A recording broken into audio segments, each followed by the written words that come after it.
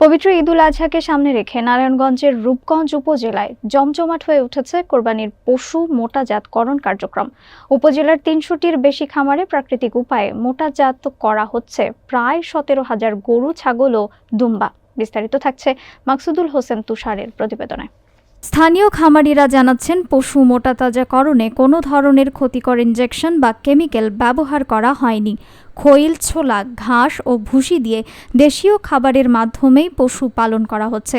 এতে গরু সুস্থ, সবল এবং উন্নত জাতের হওয়ায় খামার থেকেই পশু কিনছেন ক্রেতারা।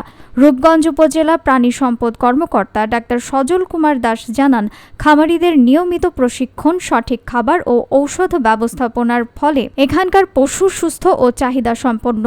এবারের ঈদে উপজেলার চাহিদা মিটিয়ে রাজধানী সহ আশপাশের জেলায় পশু সরবরাহ সম্ভব হবে বলেও আশাবাদ ব্যক্ত করেন তিনি। খামারিরা জানান, ভারত থেকে গরু না এলে এবারে তারা ভালো লাভের আশা করছেন।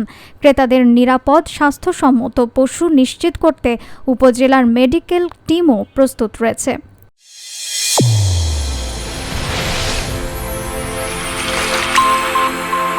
চ্যানেল A1 হৃদয়ের স্পন্দন।